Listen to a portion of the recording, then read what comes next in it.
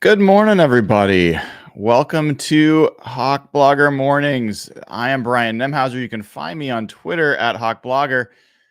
We got a fun show today. I am excited first just to kind of catch up a little bit on some stuff going on around the draft, certain prospects, certain, I think, questions that are facing the team and facing a number of teams that are around the Seahawks.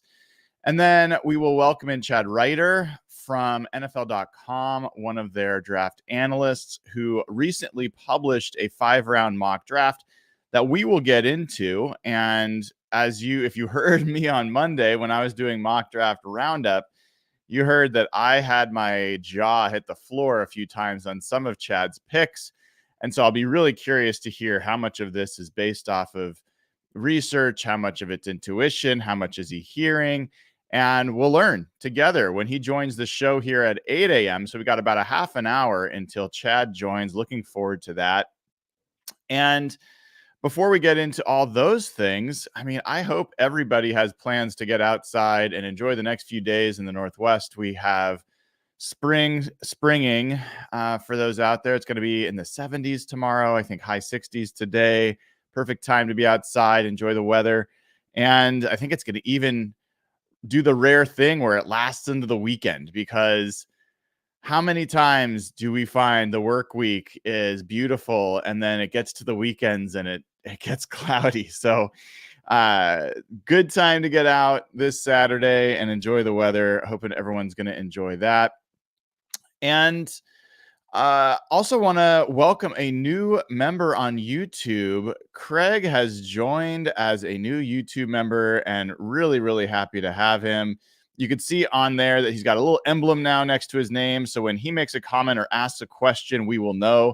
And Craig joined as a suite level member, which is awesome because now Craig will also get the invite to our pre-draft party, which is going to be happening Monday at 5 p.m. for people that are suite level members, as well as our patreon.com/hawkblogger supporters who are sponsors or Ring of Honor members. So it is going to be a nice small gathering of just our strongest, biggest supporters, and really appreciate it. And so happy to welcome Craig to that crew. You can join. It's not too late to do that. It's not too late to get access to that little get together. And we'll probably do a post-draft party and kind of AMA as well. So looking forward to that. I want to say good morning to Hawks fan Matt Man, another member. Appreciate always here, always supportive, always with great questions. Good morning to you. And good morning to Eric Kinnanen, another huge supporter. Corey Hickok, another member and supporter. And yes, Eric mentioning that we had a fun draft review last night. And it's been really, that show last night, if you didn't watch Real Hawk Talk or you haven't listened to Real Hawk Talk yet, from this was episode 312, I believe it was last night. We went deep on the notion of trading back. And this is the question for the Seahawks. And Chad, who will welcome in here in a little while, he actually has the Seahawks trading back in his mock. And so we'll talk about that. I had no problems with that move that he made. The challenge is I find it hard to really come out with a good pick in that situation. Because I think some of the guys that I have been really drawn to for the Seahawks, for lack of a better phrase, I just don't think are going to be there at 25, 26. I think it also, in all likelihood, I think that the Seahawks wouldn't pick some of the guys that I like that early. I think that 25 to 30 is a range where you're going to get John Schneider making picks that John Schneider has made between 25 and 30 in the past however many years, which in general has not been a good thing. John Schneider, if you want to look, it used to be, oh, John Schneider's bad in the first round. John Schneider's not bad in the first round. In fact, let's do this real quick. I haven't done this recently, but it takes not very long. If you go to the Seahawks, quick good morning from another YouTube member, Sevenine. Good morning to you. And thank you for the kind words from Flag Sabbath, who's saying been absolutely crushing it lately. I appreciate it. I hope folks are enjoying it. So if we go to the Seahawks and their draft and John Schneider, here are the first round picks broken down by first half of the first round and back half of the first round. Okay. And I'll even go as far as saying the first 20 picks versus the last 12 picks. So 11 through 32 versus 1 through 20. All right. 2010, John Schneider's first round pick ever was Russell Okung. He would have picked Trent Williams if he was there, but didn't have the chance, and so he didn't pick him. And Russell Okung was a Pro Bowl left tackle for a Super Bowl winning team. He was a fine pick. Earl Thomas at 14 was a fantastic pick. Okay, those were his first two first-round picks. I don't think there's any notes there. In 2011, he had a pick 25. Okay, last 21 through 32. He picked James Carpenter. Picked him as a tackle. Didn't work out that well. He ended up being a decent guard, but still not a great first-round pick, but the back half of that round. 2012, they had a top of the toward the top of the draft pick. They traded back. They picked Bruce Irvin at pick 15. There were better picks to make there, but Bruce Irvin was not a bad pick. The guy still played as of last year. Was a guy that was a starter on a Super Bowl winning team and made meaningful contributions. He was never a Pro Bowler, so you could debate that was one of his lesser first round picks in the top part of the first round, but still not a bust, not something you say, oh, that was a terrible pick. 2013, they didn't have a first round pick. 2014, they didn't have one. 2015, they didn't have one. 2016, with the 31st pick in the NFL draft, they picked Germain Ifedi. Not a great pick. I mean, it wasn't awful, but not a great pick. 2017, they traded all the way out of the first round. So depending on how you think about it, but that still started as, I think, pick 25 before they traded back 3 times and then ended up picking Malik McDowell. So again, back part of the first round, problems.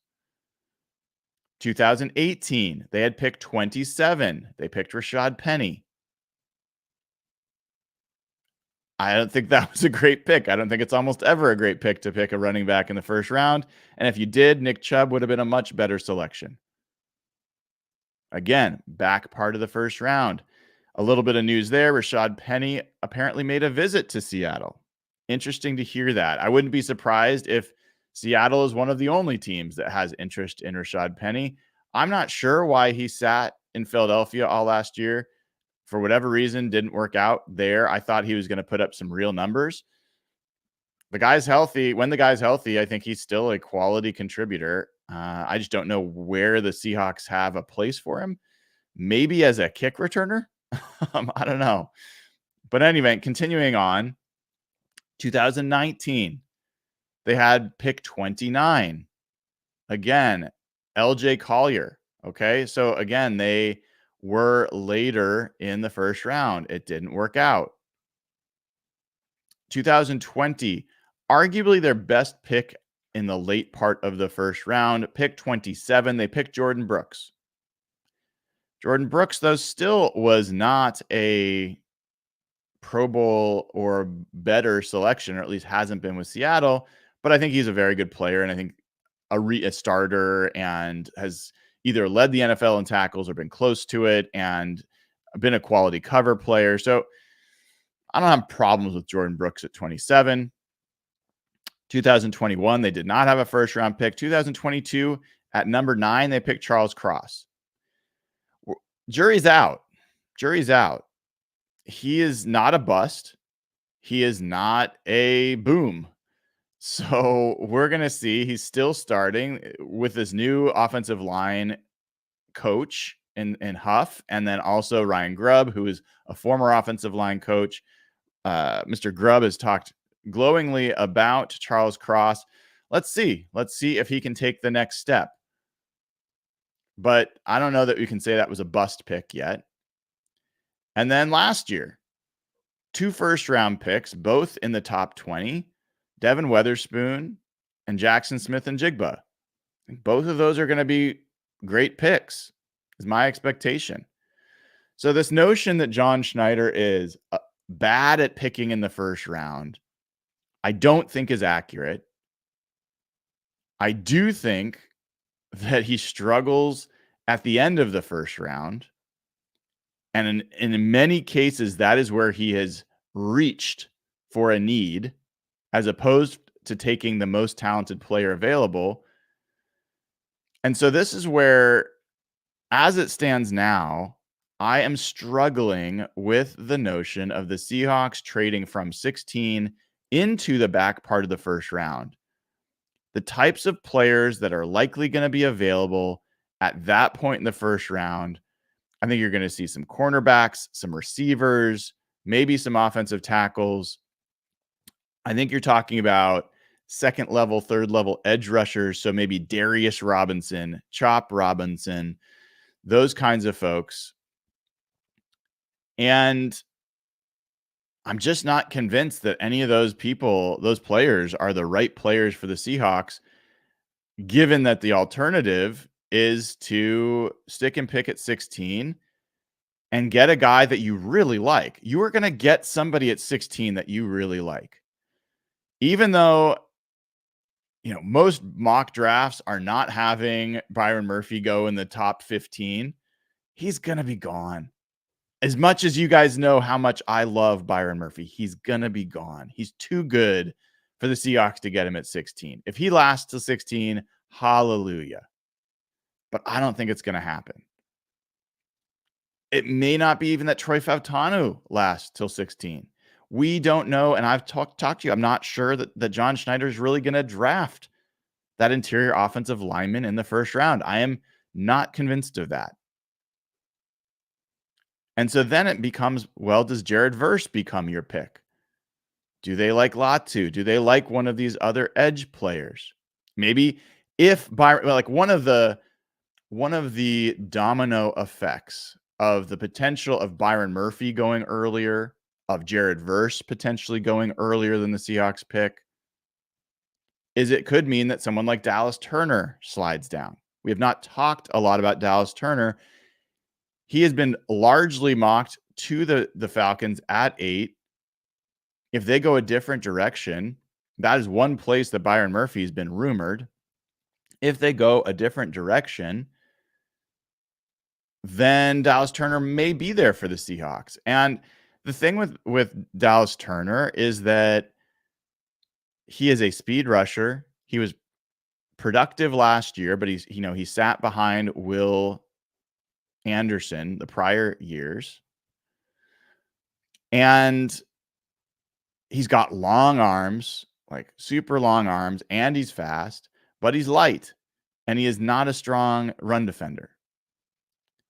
And I would not say he is Darrell Taylor, but that profile of rusher who gives you something as a pass rusher, but does not give you much as a run defender, I don't know. I feel burned by that. Bruce Irvin's almost the exact opposite. When Bruce Irvin came in, he gave you speed off the edge and a decent rush. Like he was a 7 to 8 sack kind of guy. But he was an excellent run defender. He was a absolute ass-whooping edge player. People did not want to go up against him. He was strong. He was tough. This is a guy that just did not take anything from anybody. And I think the Seahawks need more of that, especially on defense. And while I don't think Dallas Turner is a pushover, I don't know that he makes the Seahawks that much tougher as a team. So I have challenges there. I want to look for a second. Let's do this together as we wait in the last 15 minutes before Chad joins us. Let's look at the Falcons roster as it stands. And let me look here at over the cap, because that gives me a little bit of a better feel for who's under contract. They don't do it alphabetically. Why not? That's annoying. All right. So who do they have at? They've got Grady Jarrett, who I believe, he's got a contract that goes through 2025, but he is getting a little bit older. They've got David Onyemata, who was a free agency signing. He has a contract that goes through 2025. He's 32, though.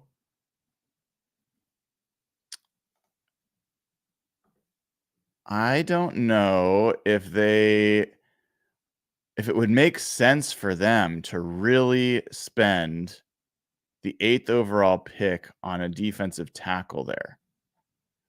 As one of the teams that's rumored that could go after Byron Murphy, I don't know if that makes sense. Let's take a look at some of the defensive numbers last year. They had Calais Campbell last year. He's no longer with the team. David Onyemata had 4 sacks last year. Grady Jarrett had 1.5. He only played 8 games. It's not crazy. I mean, you could argue that both of their interior guys could be gone as early as next year. They're both older. None of them are just butt kickers at this point. Grady Jarrett used to be. So I don't think it's wild to think that they could be the team that brings in a Byron Murphy. If they like him better than they like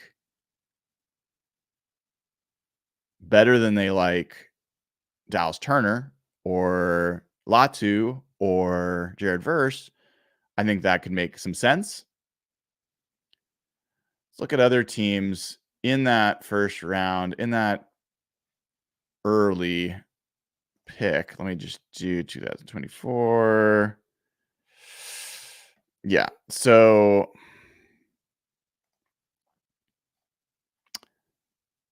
I don't think Arizona is going to do it. I don't think the Chargers are going to do it at 5. It's possible, but I just don't think so. I don't think the Giants would do it. It's possible. Like, everyone's thinking wide receiver. If I look at the Giants, I think quarterback still for me makes the most sense if I'm the Giants.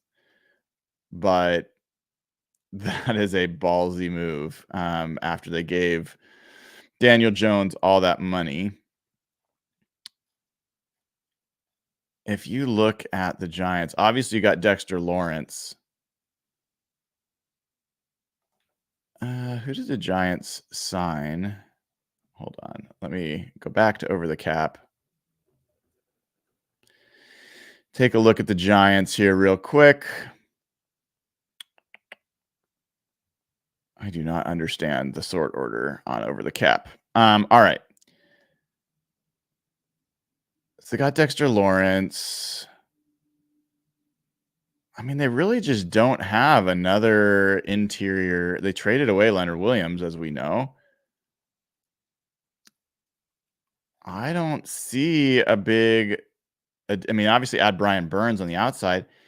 There's a chance that the Giants could say, we're going to get our next Leonard Williams and stick him next to Dexter Lawrence. I don't think that would be a bad move. I don't think that would be the most logical one, but it could happen. So they're a risk. They're a team we'll have to watch out for come draft day. Tennessee almost certainly are going to go offensive tackle. Atlanta, we just talked about. Chicago, They just signed some interior. They just got some. They spent some draft picks on interior defensive tackles. I don't think they're as likely. The Jets, I don't think it makes sense. They're good. Minnesota. I mean, Minnesota's all the rumors are quarterback, so I don't know if they would make sense to do that. If let's say Minnesota traded up and New England traded back, does New England take a tackle there? Does New England potentially take Byron Murphy? I think there's a chance that they could take a Byron Murphy. Denver, Vegas. I mean, I don't think any of those teams make a ton of sense. What about the Saints? What about the Saints? Let's look at the Saints real quick. The Saints. I mean, I don't know that the Saints have anyone particularly appealing inside. Let's do a quick check here. If I go to see the Saints' performance last year on the defensive side of the ball, I want to see their defensive tackles. I mean,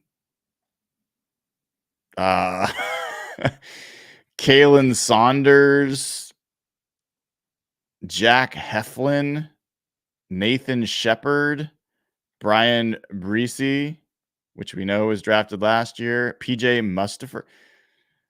Why wouldn't the Saints be a logical place for Byron Murphy? I mean, I don't know why I haven't seen him mocked to the Saints more often. I mean, the Saints have a lot of needs, so I get that. But I could easily see the Saints going for Byron Murphy.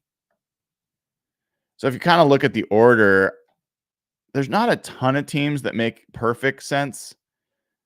I think the Saints are one that I hadn't really thought of as much, but when you look at the draft, let's see what Chad has going to the Saints at 14. He has Fashanu, the tackle. I mean, hopefully. Hopefully. I just don't know. For what it's worth, Chad has Byron Murphy going after. Wait. Let me make sure I got that right. He has Byron Murphy, going at 11 to the Vikings. I mean, the Vikings certainly could use him, but is that why they traded? Is that why they got the 11th pick, is to take a defensive tackle? I mean, they need to get a quarterback. So I don't know. It feels a little bit odd to me for them to go defensive tackle there. But it's possible. It's possible. All right. Yes, someone was talking about that last night. I basically came to the conclusion that I think the Seahawks should stick and pick, or they should trade out of the first round altogether. That, I think, is the sweet spot move, because if you're not going to get your blue chip guy that you love at 16, I don't think another guy in the mid-20s is worth that. I would rather pick up 2 second-round picks, early second-round picks, and then I would take those. If you watched last night, you can parlay one of those into another top 100 pick and still have a very good shot to come out with Michael Hall Jr., who is like Byron Murphy light. I'd be way more excited about about Michael Hall Jr.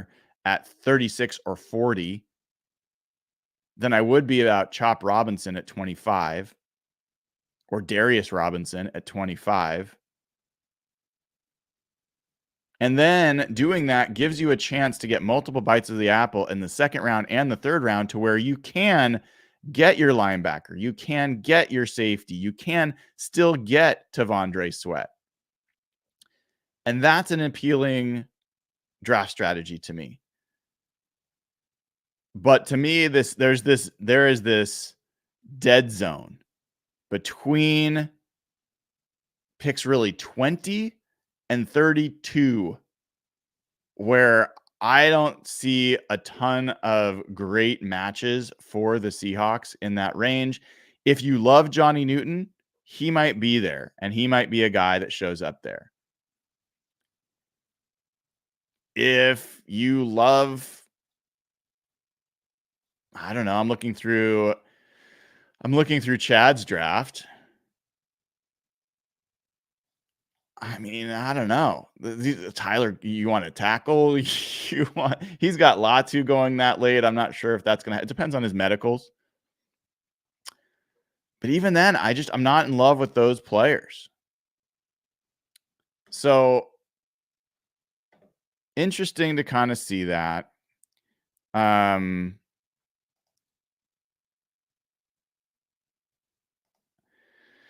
We will talk with Chad here momentarily about his picks, and some of them were just wild for me. I mean, they really were wild. And I am dying to know how he came to those. And hopefully I think the ideal answer is he's like, oh, I don't know, like Seattle's not one of the teams I spend as much time on, or maybe he'll tell us something about some of these prospects that we don't know that would get us excited about them. But we'll find out. And I think we're going to get Chad on here just a little bit early. I think I'm seeing him. I will bring him on here as soon as he's able to turn on his video, and we will get that going. But this is a key point for the Seahawks where they have so many gaps on their roster where they are not good, let alone great, and they don't have a second round pick. They're going to have to really make a tough decision about whether to stick and pick, whether to trade back. And the guy that I'm going to be bringing on the show here in a second, he made the decision for them to trade back. And I think he made a reasonable trade to do that. But we're going to talk about some of the players he decided to select for the Seahawks that honestly I had some questions about. And I'm really dying to hear from him. So let's bring him aboard from NFL.com. Welcome to this show. How are you doing, Chad? I'm doing great. Thanks for having me on. It is great to have you on. Thank you for making time during your morning to do this. It's absolutely a pleasure to get to talk to you. Let's let folks get to know you a little bit before we just dive right into the draft stuff. And I want to make sure I get the last name pronunciation correctly. Is it Reuter? That's right. Chad Reuter. I think I've been calling you Chad Reuter. It's Chad Reuter. So if I get it wrong again, just look at me funny and I'll make sure to. It doesn't matter. I've heard it all. So Chad, how did you get into doing draft analyst work? Where did that start? Well, this is my 24th year doing draft work. I started on my own for the 2001 draft, and eventually got to work with the Sports Exchange and CBS Sports, and then been at NFL Media now for 12 years. What, in all your time doing draft work, what is your proudest call, either prediction or player evaluation that you feel like you got that other people just weren't seeing? Well, I mean, I guess one that comes to mind is, look, you miss on so many of these that you don't want to take too many victory laps on the good ones, right? Because, but one that I was really happy has turned out is Lamar Jackson. I tweeted and I said I refuse to put Lamar Jackson any lower than 16 in my mock draft because he's going to be, really, it's too much talent. And thankfully he's been able to take that talent and be very successful. Well, I'm sure a lot of NFL teams wish they had the same foresight as you did on that pick. What about on the other side? Are there ones that haunt you where you just were you were so sure that this guy was going to be great, and you just learned something from that, where it's like, okay, I was wrong, and here's what I learned. Well, there's too many to count, but I guess the first one that always pops into my mind is Chris Beanie Wells, the running back out of Ohio State, a long time ago. And I guess one thing that you tend to fall in love with college backs, or I do sometimes, guys that can run through contact, and really tough runners. But the problem is it's very difficult to do in the NFL. And if you can't find the hole, or you can't accelerate fast enough to get to the second level where you can take on guys, it's very difficult to do that in the NFL. So Beanie never really worked out in the pros, um, and that's just one name that always kind of sticks with me. And I try to learn from that, but you end up still doing it anyway. We're human, but yeah, that's one name that sticks out. Yeah, that makes that I remember Beanie Wells for sure. All right, I want to get into your most recent 5-round mock that went up on NFL.com. I think it went up earlier this week. And before we get into the picks that you made and some of the things related to the Seahawks, I have to ask, people approach mock drafts differently. Some do it where they're trying to predict what the picks are going to be. Some do it based off who they think the best players are. So first, which one was this? Is this a predictive mock draft or based off of who you think the best players are? Well, it's predictive, but look, you're going 5 rounds deep, and really until the last couple of days before the draft, the intel isn't great. So I just do the best I can to try to get players in generally the right spot. And then I'll take chances on guys that I think could be late, risers, if you will, as far as the media is concerned. Um, and, because it's supposed to be fun. So I try to have fun with it, and try to a lot of people, um, what I try to do is think about how we're going to think about things at the time of the draft or just before the time of the draft, not what people are thinking in January or February, if that makes sense. Yeah. So I try to be more forward looking, and so sometimes it works out, most of the time it doesn't, because I'm taking chances, and that's okay. Just fun to think about different possibilities that could happen. But generally speaking, I try to get the players in the right tier, the right general area where they're going to go, and that's what I try to do generally, and then try to make some team needs fits wherever possible.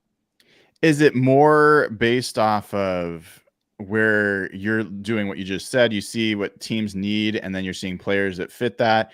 How much is it based off of, whispers you're hearing from either teams or folks around the league? Yeah, I pay attention to what I see much more than what I hear. Got And it. I mean, when I hear things from people in the league, obviously they're biased.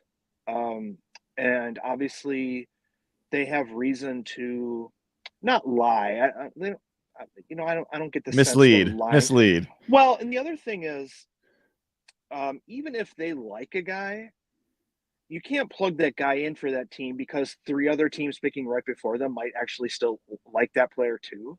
So even if they say they want, and I've heard many people over the years say, "Oh, this team, if this guy's here, they're definitely going to pick him." And this is from people that think they have ins with these organizations or in those organizations, and then they don't do it. And so I don't pay much attention to that.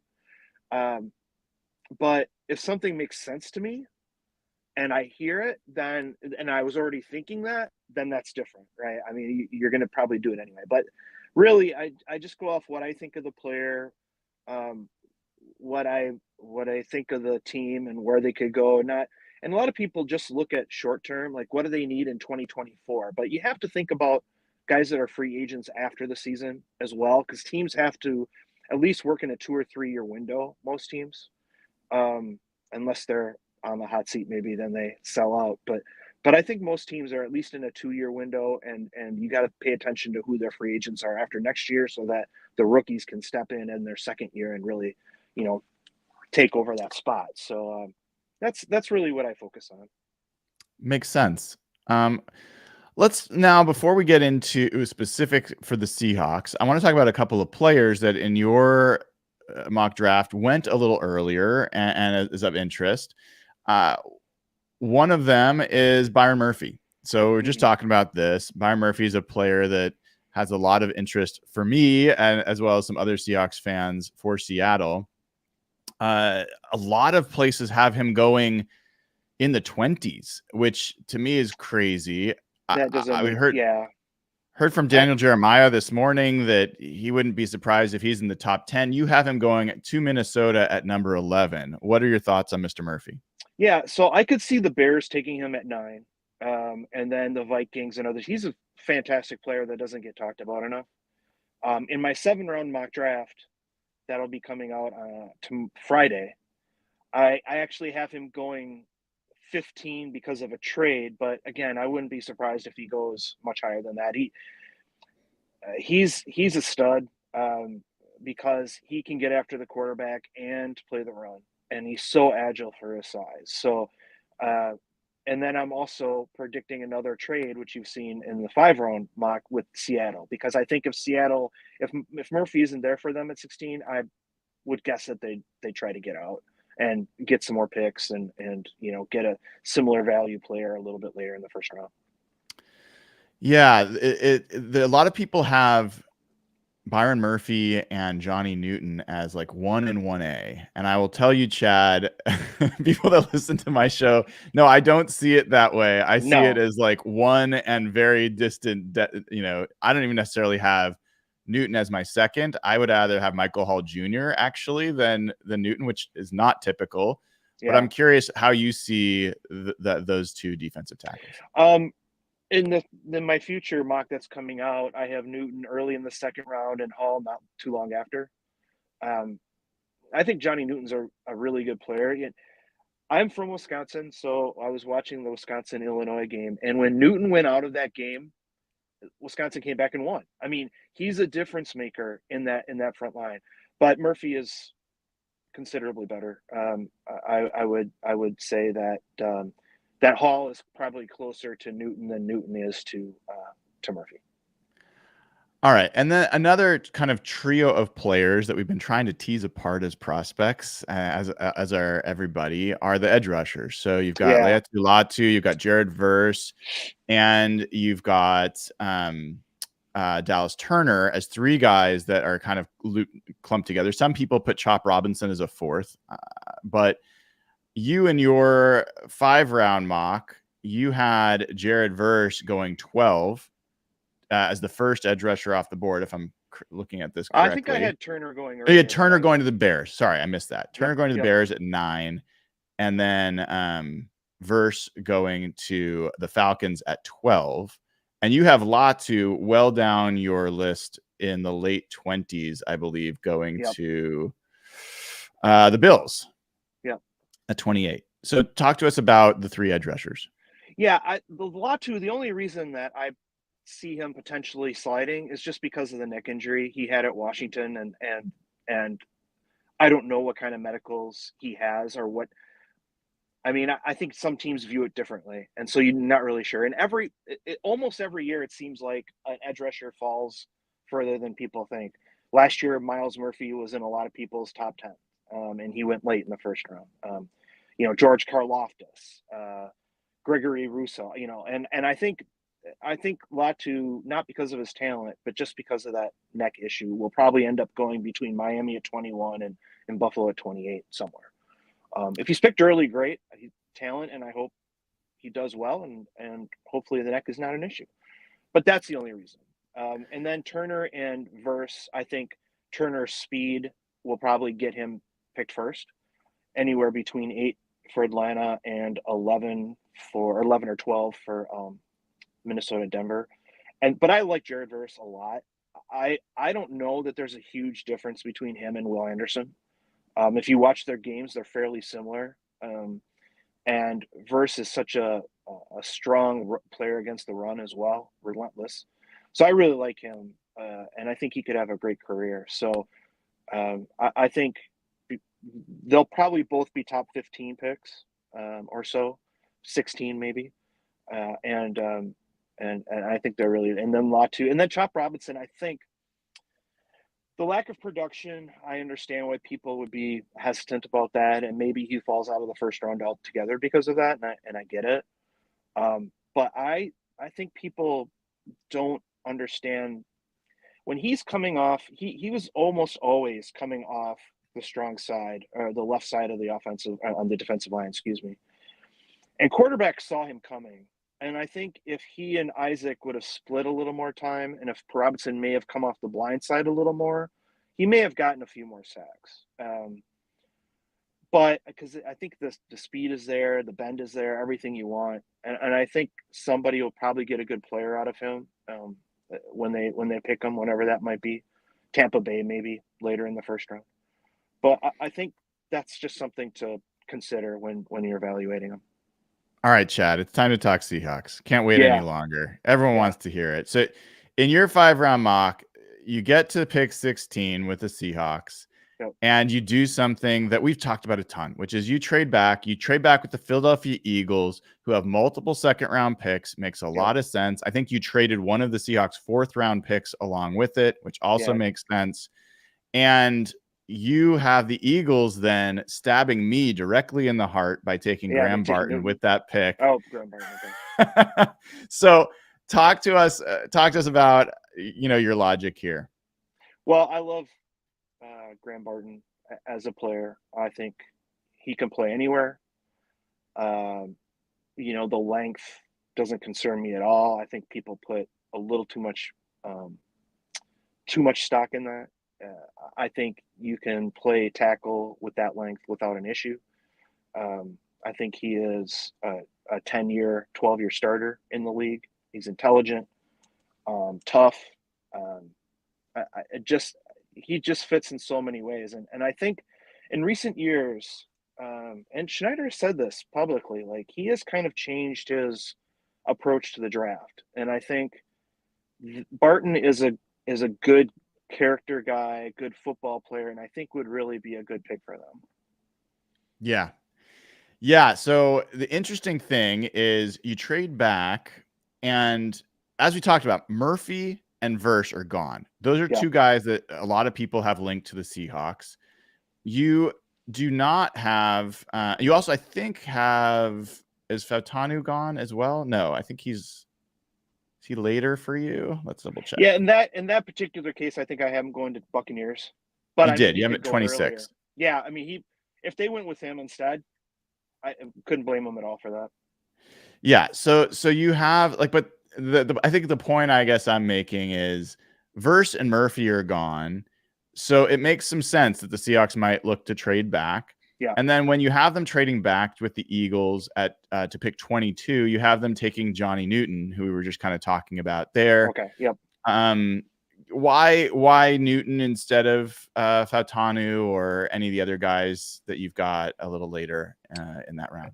I think partially if they're not going to get one of the top guys in that board, and maybe Fautanu is that guy. And like I said, if they picked him, great. There's a handful of guys I think they could pick at that spot.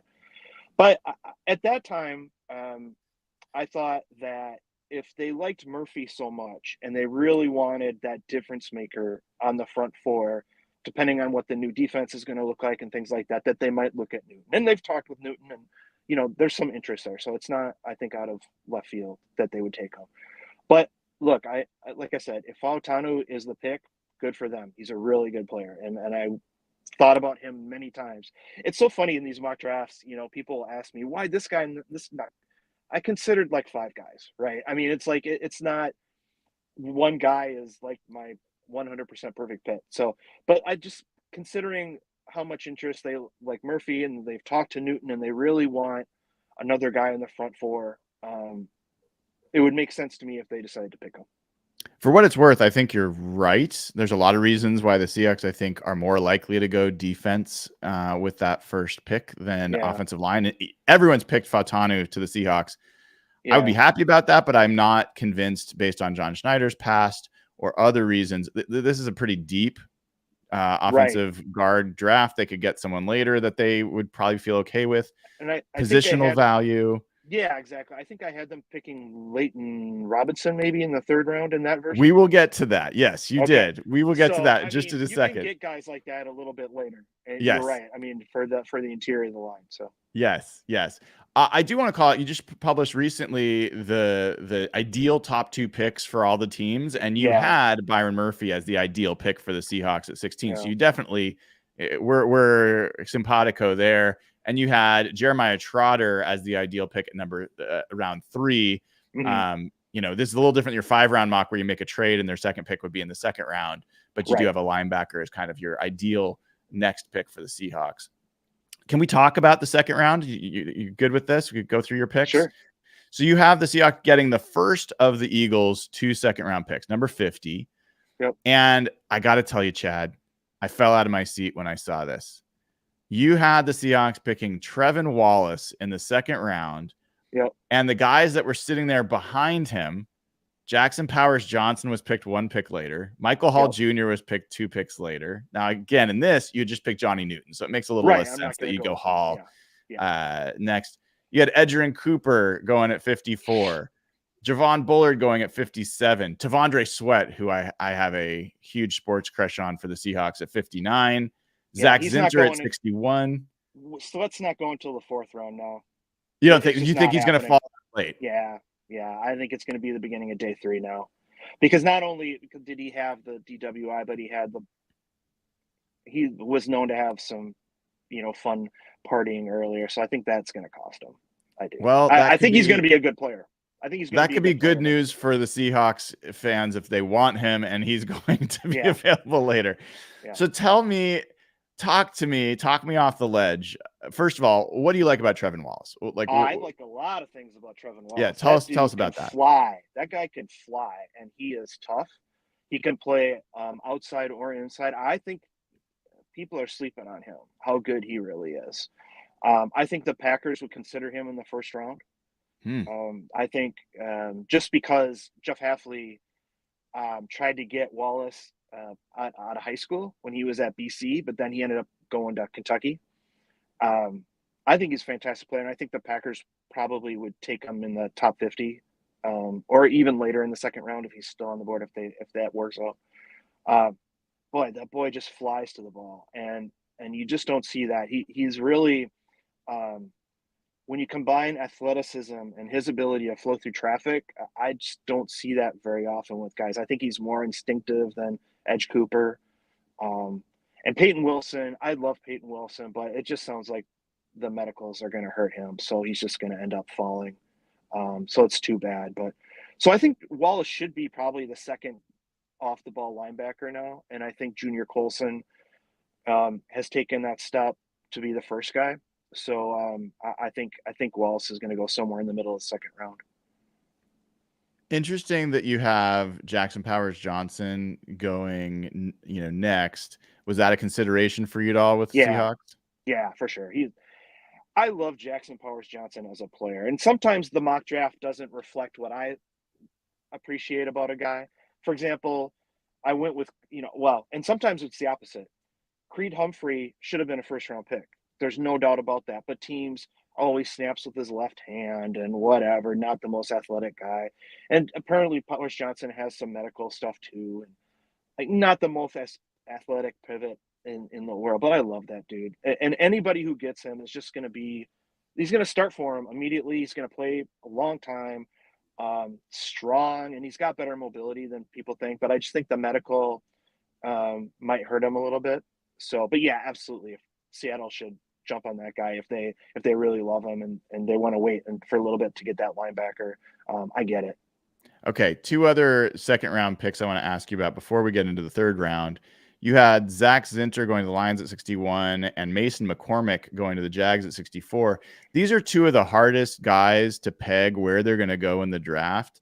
Yeah. Talk to me about, what had them as second round picks for you. Well, I think Zinter will go either the Eagles, or a little bit later in the second. I think he's a very, very good guard, and I think the teams will, as long as he's shown them that the leg is healing and everything, I think he's going to be a starter. If not, if he has to be on PUP, that's fine. But I think pretty quickly he'll be a starter in the league. And Mason McCormick is a really solid player. And before the season, I had him or Garrett Greenfield being one of the top 25, 30 guys. And I ended up putting Greenfield in the article instead of McCormick. And I hate that. But McCormick's just a tough guy. He can play all three interior positions. And the athleticism, that was one of the biggest headlines of the combine for me, was the athleticism that he showed. And when you put that film together with that athleticism, to me, he's a top 100 guy for sure. He might not go second round, but typically one non-FBS guy will go in the top couple rounds, and it's either him or the kid from Yale, and I'm not sure about his availability or his athleticism at this point.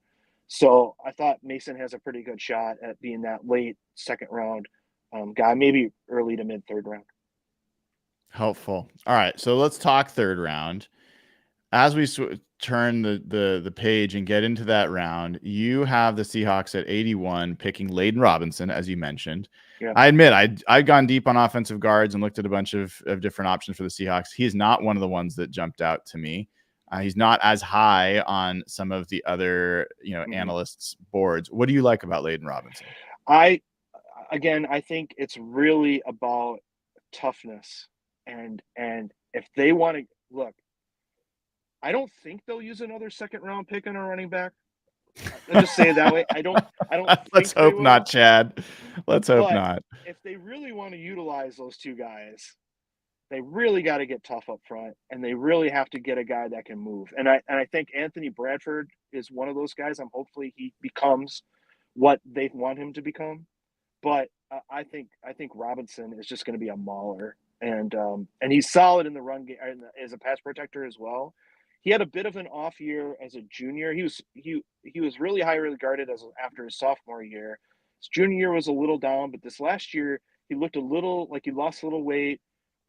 Bit more of a played strong. He did pretty well. So if one of those guards that maybe you haven't heard a lot about goes in the top 100, he might be it. You mentioned that Junior Colson has kind of ascended to maybe the top off-ball linebacker. In this particular version of your draft, you have him going at pick 90 to the Falcons. Do you think that if are we going to see tomorrow, if the Seahawks made the same trade, would Colson be your pick over Wallace in the second round for him?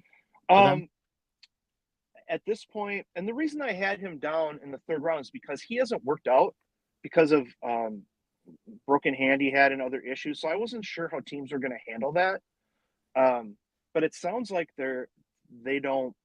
it doesn't matter to them, that they consider him the top guy. And, there's always that we seem to have this linebacker at the end of the process that kind of jumps up, right? Jamin Davis last year, Jack Campbell, so it makes sense to me that Colson would be that guy, because there's no doubt he's athletic. He's really instinctful player, really good tackler, really strong between the tackles. So a team that wants a guy like that, I get it. So yes, I think he would be the consideration probably for the Seahawks if they got a second round pick, or if they end up in that spot. And that's what I would guess that's who they would look at.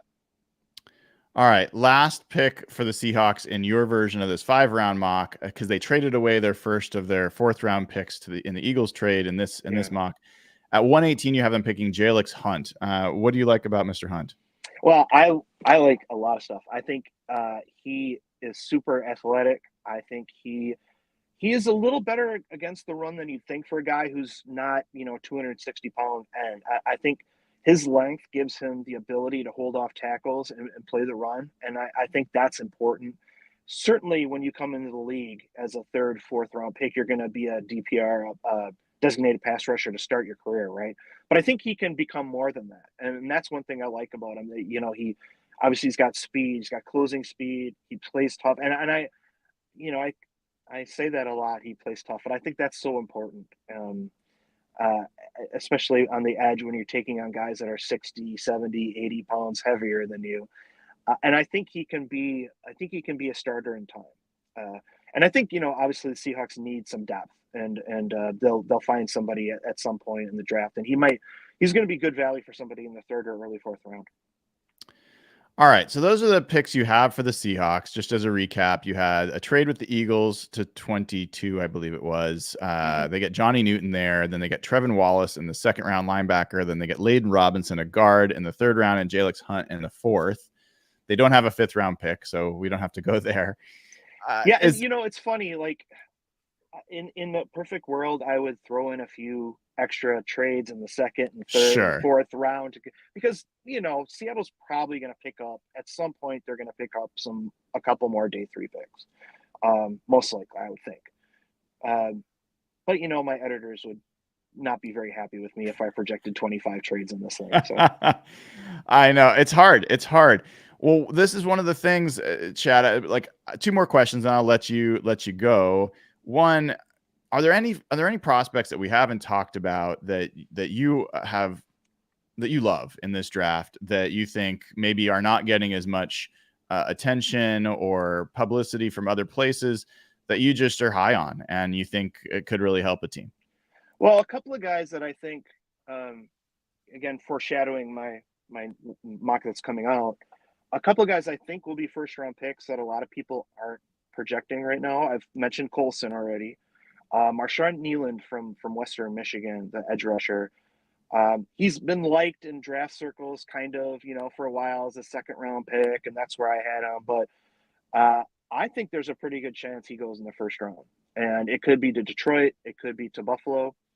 A lot of people are talking about Buffalo needing a wide receiver. And while that's true, I think the value is going to be better on defense for them late in the first round unless somebody unexpectedly drops like Brian Thomas or whoever. But I really like Kneeland as a player. I think he's explosive off the edge when he's down. He did a little bit. He stood up a little bit, played 3-point stance at Western Michigan. And I think he's very explosive. The athleticism of the combine really helped him. But the tape is there too. And so I think that's one guy that doesn't get talked about enough. Another guy is Roger Rosengarten, probably is going to be a first-round pick. And so those 2 guys are two, and Colson are I think the 3 guys that are going to be the surprise first-round picks this year. Interesting that you could Colson potentially going in the first round. That's the first I've heard of that. That would be certainly a surprise. I'm a big fan of Colson. Do you have some questions about his athleticism being worthy of that high of a pick? But he's going to be a good player. I certainly see that. Well, and that's the thing. And that's why I had him a little bit lower because he hadn't really had that chance. But apparently teams aren't concerned about that as much as some of the other stuff. And it's going to be interesting to see if he's the Jack Campbell of this year. So the only other thing I was going to bring up is, as we've been mocking this thing over and over and again, and the Seahawks trading back into the mid-20s, it feels like a little bit of a dead zone where there's not the guys that have real clear upside. And it used to be Graham Barton might have been available there. Now it feels like there's no chance. And so there's increasing interest in the Seahawks maybe pursuing a trade out of the first round altogether. If they're going to trade back, maybe the Commanders with pick 36 and 40 makes sense as a trade partner, and then they can parlay that into more top 100 picks.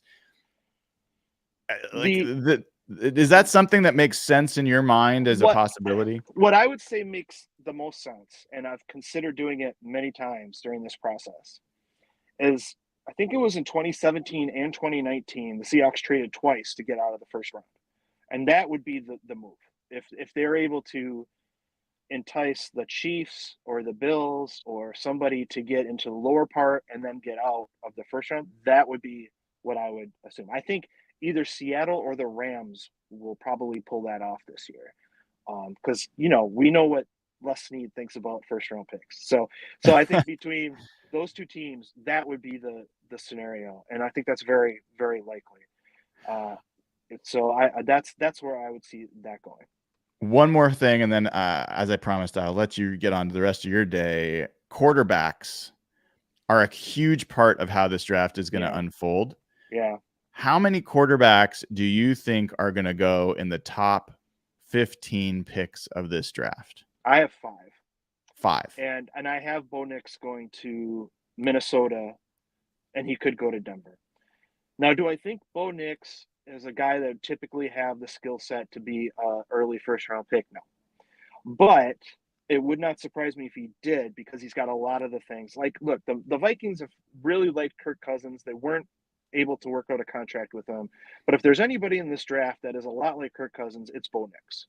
And I think if they want to continue on that way and they like him, they might as well take him at 11, not wait till 23. And they might, I mean, they could, if they really are getting the feel from other teams that he's not going to go that high and they're comfortable taking I think in that 5 round, I mentioned that they took him at 23, and sometimes I think this has happened. They take the defender early and they get that quarterback later, and I wouldn't blame them if they can pull that off.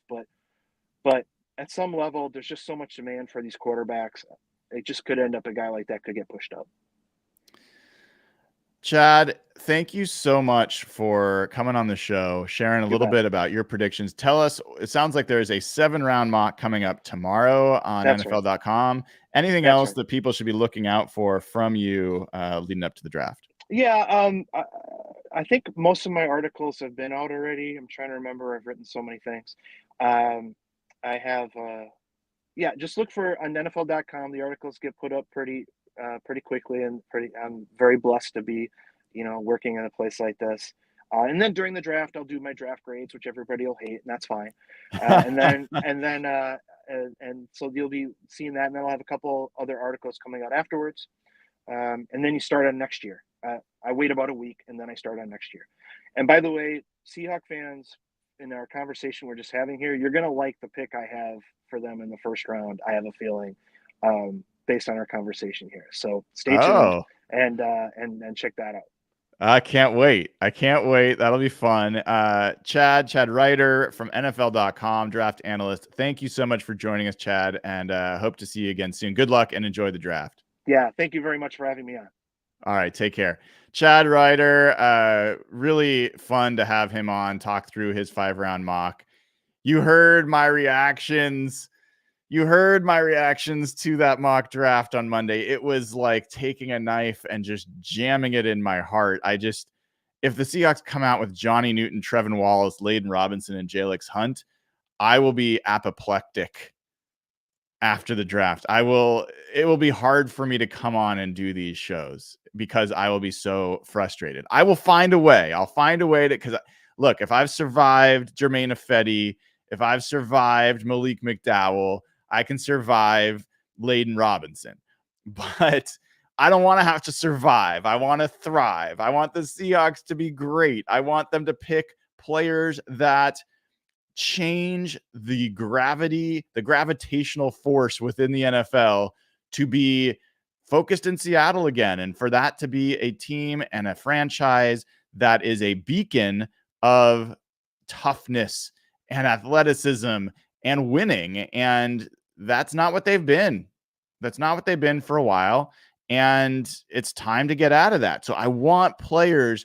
You're going to hear me continuously prefer players, talk about players, be advocating for players who are tough and athletic and have the upside to be dominant, not just starters, but dominant, better than the players at other teams at those same positions. They need to be among the top 5, top 10 at their position, as many of those guys as you can stack on the team.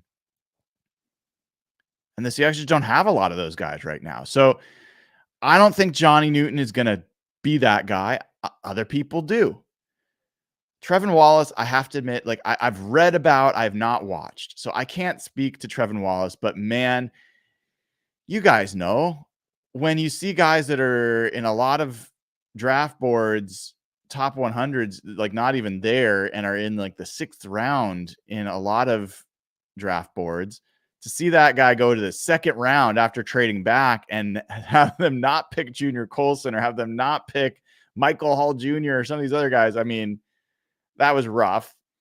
And Layden Robinson, again, I'm going by first and foremost people that have done a lot more research into watching these prospects than I have. And if you go to Lance Zierlein, if you go to Dane Brugler, if you go to some of the folks at PFF, you go on and on and on, Layden Robinson's not one of the top 7 offensive guard prospects, really. And so I haven't really spent a lot of time on him. And to have him be the 3rd round pick, rough, Jalix Hunt in the 4th round, a lot of people have mocked him there. Jalix Hunt, take it what it is. I don't really care that much one way or the other. Once you get to the 4th round, it's more of a crapshoot. But I'll tell you what, increasingly for the Seahawks, I like the safeties better than the linebackers in this draft. I like Javon Bullard. I like Cole Bishop. I like Washington State, Jaden Hicks. I like some of those guys. I mean, I like Malik Mustafa. I like a lot of these guys. And the linebackers, I have to talk myself into. Junior Colson is going to be solid. I think 1st round pick is way too rich. If someone takes him in the 1st round, God bless you. I don't think he's worth a 1st round pick. Peyton Wilson, interesting athlete, super risky, old, 24. And linebacker is not like quarterback or offensive lineman where they can play for a long time. Linebackers, they have an expiration date pretty much like running backs do. So if you get a 24-year-old linebacker, I got a little bit of concern. Anyway, Edgerrin Cooper, we've talked about. Like him, don't love him. I really like Javon Bullard. Mike Sanistril is not a safety, but he is that kind of hybrid nickel player. I love that dude. So I don't like when I see, in this case, a 4-round mock with no safeties and with a reach at linebacker, as far as I'm concerned, a reach at guard. I just think the ordering is off. And look, Chad is not a Seahawks beat guy. Chad is not a Seahawks fan. Chad is not going to go into every team and have the same amount of passion and focus and obsession that we do about Seattle. That's part of why I was so impressed with Robert Mays earlier this week. He could talk about it as well with the Seahawks, almost as well as any other person I'm going to talk. Like, definitely better than a lot of local sports people that I could go deep with Robert and we would be able to go back and forth and we would have an interesting philosophical conversation about what makes sense for Seattle. I don't know if Chad's that guy. Chad is looking at the draft. He's looking at the prospects. He's looking at basically position value. He's looking at player value where he thinks that they belong, and he's slotting them in. So I doubt he sat back and was like, this is off for Seattle. In Chad's defense, he had his ideal top 2 picks published after his 5-round mock. And for Seattle, his ideal top 2 picks were Byron Murphy and Jeremiah Trotter Jr. So the fact that he knows Byron Murphy is an ideal pick, I think that's credible. The fact that he went with Johnny Newton as a trade back, I think is realistic. It doesn't mean that I have to be mad at Chad for that. He made a very logical trade back with the Eagles, got a 2nd round pick out of it, the first of their 2nd round picks, which is all great. And then you're kind of stuck a little bit in that position. A lot of the guys you want aren't there. And Johnny Newton is, for a lot of people's boards, 2nd to Byron Murphy. So yeah, that's your 2nd best 3 tech. I still, as you know, I'm a Michael Hall over Johnny Newton guy. I'm one of the only people that would put Michael Hall over Johnny Newton on my board. In fact, if you want to broaden it out to defensive tackle or defensive interior in general, DT1 for me is Byron Murphy. DT2 for me is Michael Hall. DT3 for me is Tavondre Sweat. DT4 is Johnny Newton. So the first 2 or 3 techs, Tavondre Sweat is a nose tackle and one of the only ones that I would really consider in this draft. And then you got another 3 tech, primarily in Newton. I think Newton is a little bit more to me like an end and can play 5 tech. I think he's a little bit better suited for that. I think his movement skills are a little better suited to be on the edge a little bit more. So I just don't see him as the same as a Byron Murphy, who spent a significant portion of his time at Texas. We heard this from Sam Monson from PFF earlier this week. Significant portion of his time at Texas playing nose tackle. Right? Like, he's taking on the biggest of the big. And Derek last night on the show was saying, yeah, man, there's times I see Byron Murphy going down to his knees, getting people pushing him. And one, I don't think that happens that often. When it does, you're talking about a guy playing out of position so that a 360 plus pound nose tackle can play 3-tech, which is part of what makes Sweat also interesting, is that there's times where he's playing 3-tech because he is that kind of disruptive force, even at that size. So in any event, you can't hate the player or the picker in this case. It could make sense for the Seahawks to do this. I just would hate it. I would hate for the Seahawks to trade back into the low 20s and then get a Johnny Newton. I think that is I'd be pretty upset. I'd be pretty depressed if that was the move. There's other Seahawks fans that would be ecstatic. They love him, not me. But again, you're talking to the guy who was pissed as soon as they traded Max Unger for Jimmy Graham. You're talking to the guy that was not happy about the Percy Harvin trade. You're talking to the guy that was happy about the Jamal Adams trade. I thought that was a good move. I'm not always right. Certainly not. I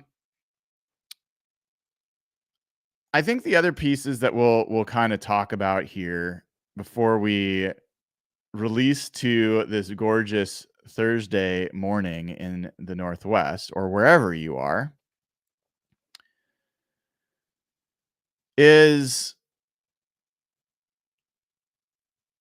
where do you draft your interior offensive lineman? If not the first round, where? And increasingly, I just do not see the second round being the logical place to do it. I'm not sure I see the third round being the logic. I don't think John Schneider will be comfortable going 3 rounds without picking an interior offensive lineman. As much as he hasn't prioritized that position, I think it would be hard for him. And depending on which of these draft boards are right, like we did the Draft Network one last night, that one has the Zinters and the Mahoganies and a lot of these guys going much earlier, McCormick's. But I think the sweet spot for the Seahawks is to get that interior offensive lineman in the 4th round. As much, if they pick him in the 1st round, I will not argue. If they trick Troy Fautanu, I will be happy. A grade, no problems, no notes. If they take Graham Barton, I will be ecstatic. So I'm not saying I don't want them to do the 1st round guys. If they do that, I'm for it. If they don't take him in the 1st round, do not reach in the 2nd and 3rd round unless these guys are flying off the board and all of a sudden you are getting to the lean part of that group. Then I can see where you might have to pick one of those guys earlier. But my guess, I think that group goes deep enough that you can afford to go linebacker. Depending on how your picks go, you could afford to go linebacker. You could afford, if you didn't get a defensive tackle with that first pick, you could go there. You could go safety. There's a lot of places where I don't think from 4th round on, I think you're going to have really hard time getting value at linebacker, at safety, defensive tackle. It just empties out. It really does. Edge. So I am much more of a fan with the first 3 picks. If they get a 2nd round pick, multiple second, we'll see how that goes. In the top 100, let's just say that. In the top 100, I am much more comfortable with defensive tackle, edge, safety, linebacker. What am I missing? Even wide receiver to some extent. Then making sure that after the 1st round that they go and they get their interior offensive lineman. That's the way I've done this a bunch of times, and every time I just feel like that is a mistake that's made, is to reach on the Cooper BBs in the 2nd round. I think that would be a mistake. While I was blabbing, we got a new member. Welcome to the crew. Green Lab joins as a new YouTube member. It is so great to have the support. Really, really, really appreciate it. And you know what? You can also join. The link to join as YouTube member is pinned in the chat. It's also in the description of the video. And it is not too late to join because we are, one, just for joining, you get the emblem, you'll get responses from me, all this kind of stuff. You also get access to the fun custom emojis we've got in there for chat. All that's great. And then if you become a club level or suite level member, you get access to our 2024 draft prediction spreadsheet to where you can be part of the game with everybody else. I want to see if we've got, hold on, just wait, draft predictions. I saw people were entering some draft predictions just yesterday. Yeah, we've got Corey's in there. Corey Hickok's in there. Got a few other people that are in there. Nathan Ernst has his draft predictions in there. He has, as of right now, I'm gonna let you know what Nathan Ernst has in his draft prediction. He has the Seahawks trading out of 16. And he has whoever trades into 16 picking Kenyon Mitchell. He's got Jared Verse and Byron Murphy going after the Seahawks pick at 16. So he's having them trade out of that pick, even though those guys are available. Wouldn't that be something? We don't know. I can't tell you where he has the Seahawks picking. That's not the way this works. Unfortunately, there are some limits to how creative I could get with my spreadsheet skills, but in the prediction game, you are able to predict where every player is going to go in the draft. You can also predict if a pick is going to be traded. And then you get 1 point if basically for every player in the first round you name, wherever they get drafted, if you're right. Like, let's say you get 21 out of the 32 players selected in the first round right. You get 21 points no matter where they're picked, even if you're off in where they get picked. So there's some amount of points just for how many players of the first round picks that you get, that you name, are actually picked in the first round. Then you get 5 points if you hit their draft slot exactly. So Caleb Williams, probably an easy 5 points right there. First pick, you get that. And then you get 5 points for correctly predicting a pick will be traded.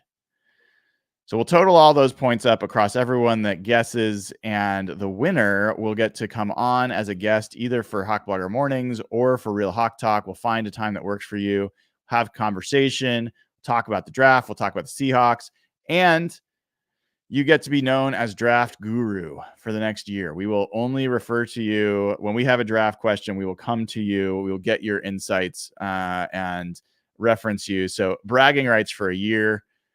Certainly a fun thing to do. This is available for suite and club level YouTube members, as well as all Patreon members, patreon.com/hogblogger. All of them have access to this as well. Fun way to join the prediction show and have a little fun there. Coming up tomorrow, Eric Edholm of NFL.com, their lead draft analyst, will be on. We'll talk to him in the morning. Sunday, the roundtable that you love, that everybody loves, is back. The draft roundtable with Rob Staten, with me, and this week, Jeff Simmons. We're giving Griff Sunday off, and it's going to be at 11 a.m. Pacific time on Sunday. I'll get that posted here soon, so you'll see it on the upcoming events.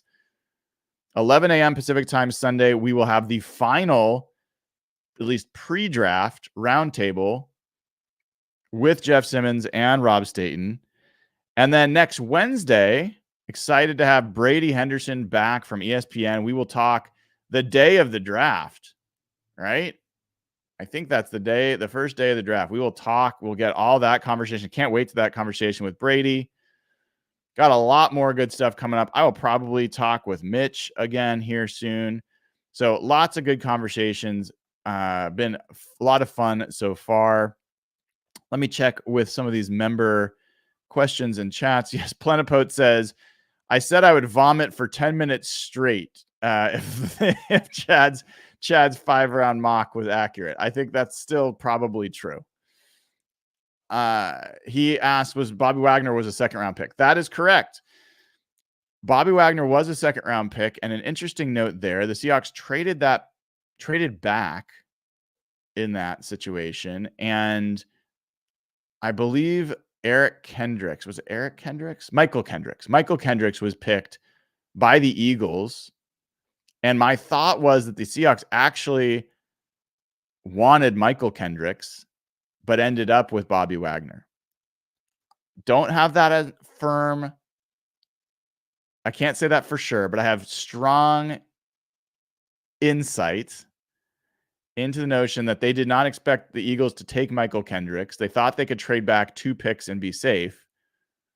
Instead, Michael Kendricks was gone, and they ended up with Bobby Wagner. I don't know that Bobby Wagner was their first pick. Imagine if they had ended up with Michael Kendricks instead of Bobby Wagner. But yes, he was a second-round pick. Eric asks, is Hall a legit second-round pick, or is that a reach for upside? I think he is absolutely a legit second-round pick. I mean, let me do this. I'm going to see if I can find a couple charts on him that I've looked at. Here's one. Okay. I'm going to share this on screen with all of you.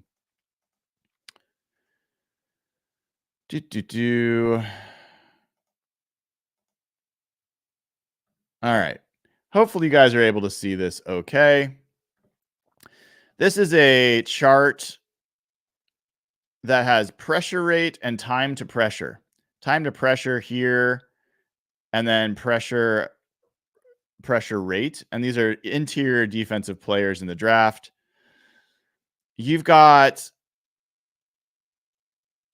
the guy with the fastest time to pressure among all defensive tackles in this draft is Michael Hall Jr. The quality, the importance of time to pressure is so paramount. And to get it, the reason you will always hear me, 2 things, at least I'll give you 2 things that I am very different on than the standard NFL in terms of roster building. 1, I will always prioritize an interior pass rusher that it's also able to stop the run, but like has to be someone that can get interior pressure over a guy that does it from the edge. The reason is twofold. 1, if you're trying to always move a quarterback's feet, if you can't get them with a sack, the next best thing is just to have them move off their spot. Why? Because quarterbacks have so much repetition in passing from a specific set of steps, a 3-step drop, a 5-step drop, a 7-step drop, and then to let it go and to step into that throw. And from that specific spot to throw it to another specific spot on the field. The precision and timing with which quarterbacks are taught to play is huge. It's crazy. And one of the best ways to cause them to struggle or to make mistakes is to interrupt that timing, to shorten their ability to stride forward, to cause them to move even 2 feet off of their normal spot. They now have to make a throw to an exact spot at an exact time, while sometimes moving, while sometimes being a few feet from a different spot. It's just harder. The best way to do that, the fastest way to do that, is to collapse the pocket from the inside. The fastest point between 2 points is a straight line. Edge rushers are, the reason they talk about bend is they're coming off the edge. They have to come around and curve in they have a longer distance to go, and they have a less straight line to get there in most cases, unless they're a bull rusher. Jared Verse has some of this in him. But even there, he has a longer way to go. So if you can have a defensive tackle who pushes the pocket, it is a nightmare for quarterbacks. That's what Cortez Kennedy was. That's certainly what Aaron Donald was. That is what Chris Jones is. That is what, and sometimes Vita Vea is. Michael Hall is a guy that can get up and in there, and he does it mostly with speed. He has strength too, but he does it with speed. And so he's a guy that can win quickly, and I think it's certainly interesting. Interesting to see on this, Johnny Newton is a guy well down that list. I mean, more than a half a second difference average time to pressure, and he's also a guy that wins with speed and with quickness. Some of that might be that Johnny Newton's not always lined up inside, and so a lot of times he is on the edge, and like I said, it takes a little longer to get there. In terms of pressure rate, Byron Murphy is on his own in this list. So I find him very interesting. Tavondre Sweat being where he is, he's essentially equal to Johnny Newton in time to pressure at 366 pounds, which I think says something. There was another one I wanted to show you all. Here it is. So hopefully you can see this. That's going to be hard to see. What does that do? Oh, look at that. Makes it a little bit bigger. Let me make it even bigger for you. All right, that should be a little more readable.